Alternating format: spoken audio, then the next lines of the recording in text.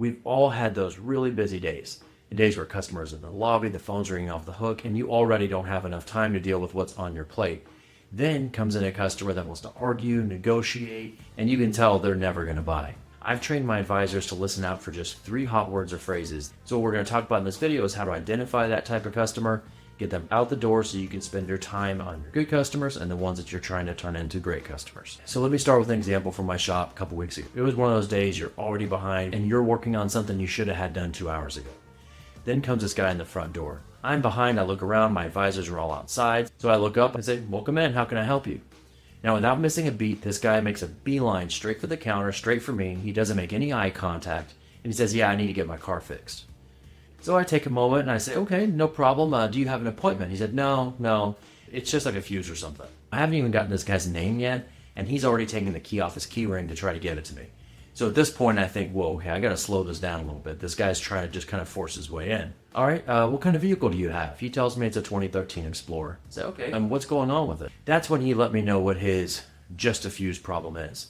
He tells me that his ABS light and traction control light, they go on and off, and when they're on, if he presses the brakes, it starts to grind, but sometimes it doesn't happen for a few days, and sometimes it'll happen 10 times in one day. But again, he assures me, look, it's probably just a fuse or a loose wire or something. Now, the reason I'm starting off with this story is because this guy turned out to be what's called on the wrong 10%.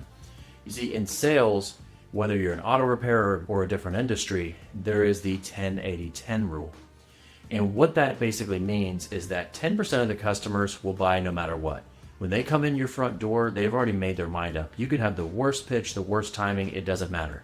They are coming in to buy a service, and that's what they're going to get. Those are great customers to have, but you can't really bank on them because, again, it's only 10% of the people who come in or less.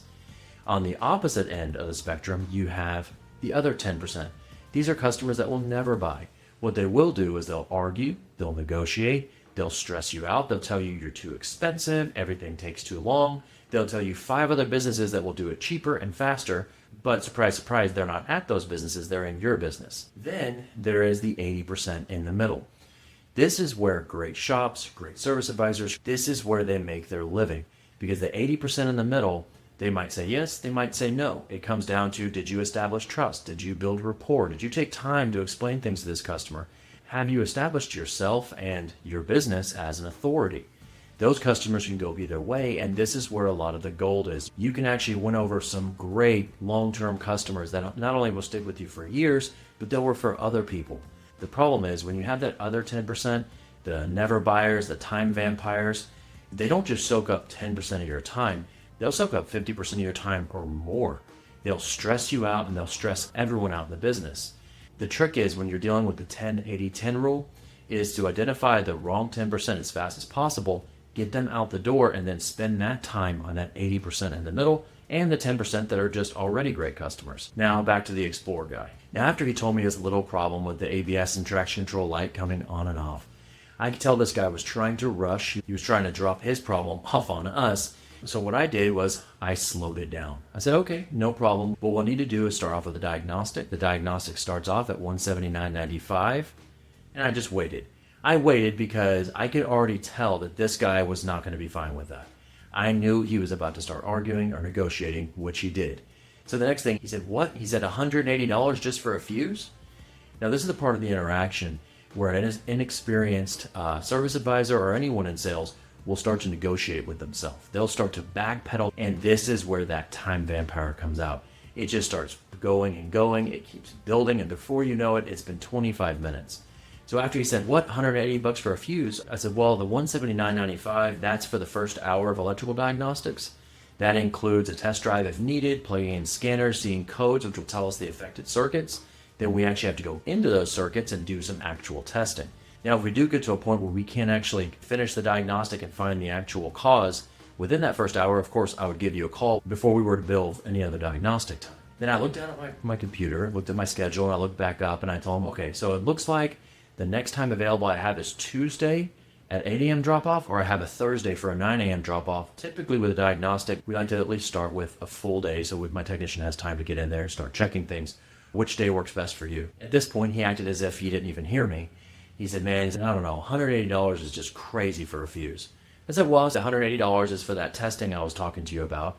I said, but if we end up did finding that it was a fuse, it would be the 180 and then just plus the fuse cost. And then after I said that, I went immediately back to the scheduling. I said, what day works best for you? And I waited.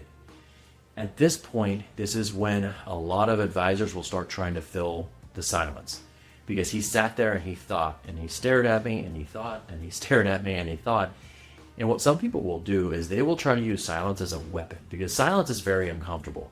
I mean, just try staring at somebody for 10 seconds straight and not say anything. It is very uncomfortable, and a lot of people know this, so they'll just stare at you. And what they're hoping is that with that silence, you'll start negotiating with yourself and saying, well, maybe we could do it for a little less, or, well, maybe I can get you in sooner, or, well, if it's just a fuse, maybe I can put one in there. No. So anytime you're in sales, once you've made your offer, whether it's giving a customer the timeline and the price for a water pump or a diagnostic or whatever it may be, once you've made that offer and you're waiting to hear what they have to say, you have to just sit and wait. Let the customer think for a moment, because in sales, there's an old saying, after you've made your offer, the next person who speaks loses.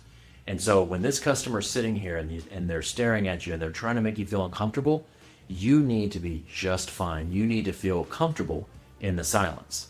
And so with this customer, I sat and I waited. And just like I figured, he said, no, this is too much. I'm going to go find someone else that doesn't charge $180 for a fuse. And you know what? That's totally fine, because the worst thing I could have done for myself, for the shop, for the other advisors, and for my techs was to negotiate and keep trying to sell this guy and get him into our shop. Because you could probably tell from that interaction, this guy was going to fight us on every single thing. So whenever you identify that a customer is not an ideal fit for your business, the best thing you can do is get them out of the shop so they can go find someone that they can work with, and so that you can spend your time with your other customers. Now, I mentioned that there are 3 hot words and phrases. Early on when I was talking to this guy, he'd said something that immediately set a red flag. I don't even need to know the entire sentence. It's simply one word that when I hear, my antennas go up, it is a red flag, and I immediately go into the process that I'm going to be talking to you about. The word that he used was just. When you hear someone say it's just a fuse, just a loose wire, just a loose hose, if you'll notice, they never say it probably just needs a timing chain, or it probably just needs an entire engine. It's never anything expensive. They always mention something that sounds very cheap. The reason for this is because when they use the word just, they're trying to make it sound small. They're trying to make the repair sound small. They're trying to make the amount of work to do it sound small. And therefore, if the repair is small, the price should be small. It should be a small amount of time, and it should be quick to get in. So that's the first hot word you should listen for, is just. The other one is real quick. Like when I had a customer come in recently and say he wanted to know if he could have his brakes checked real quick. Now, real quick basically means the same thing as just. When they say real quick, they're implying that it doesn't take very long, therefore it shouldn't cost very much. But in reality, to properly check brakes, you have to test drive the vehicle, lift it up, pull the wheels off, do a full inspection. Your technician may even want to take some measurements.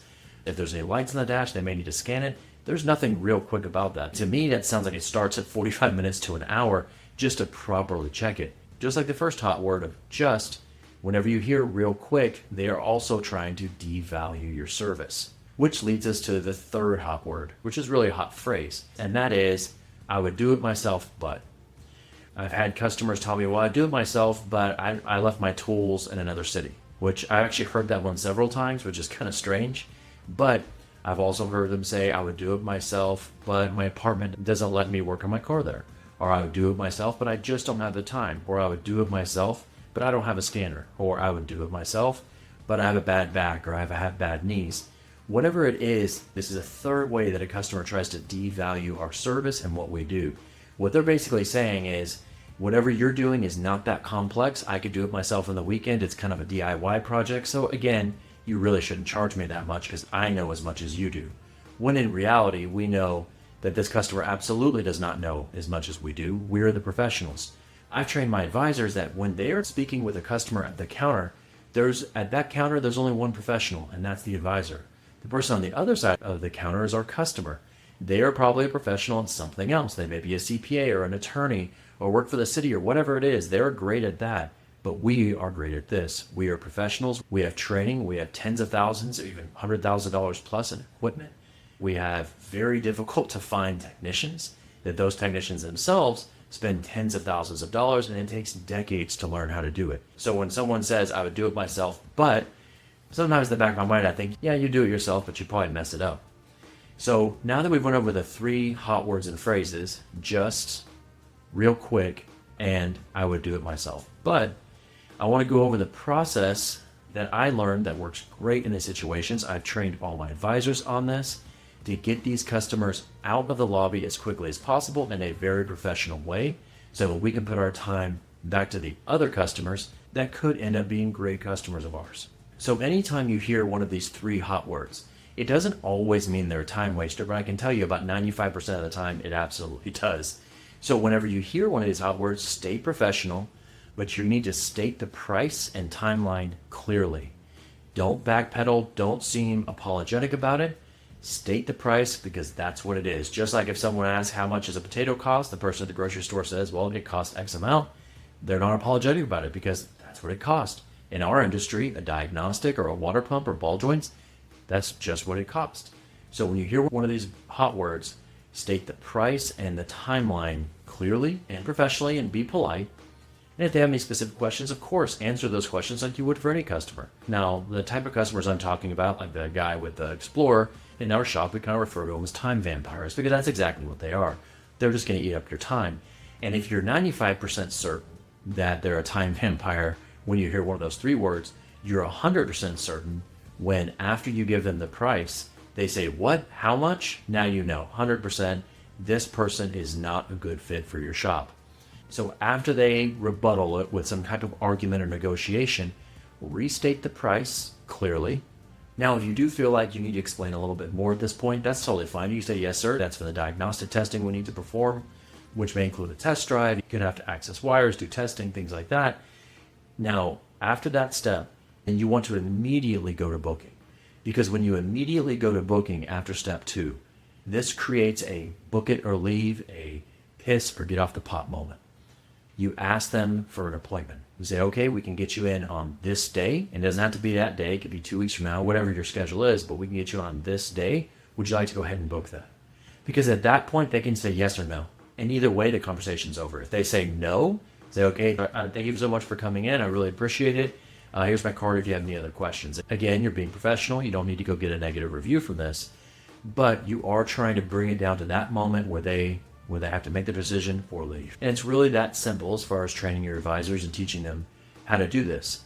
State the price and timeline. When they try to argue, just restate it clearly, then immediately go to the schedule and create that moment where they have to either say yes or no. Either way, conversation's over at that time.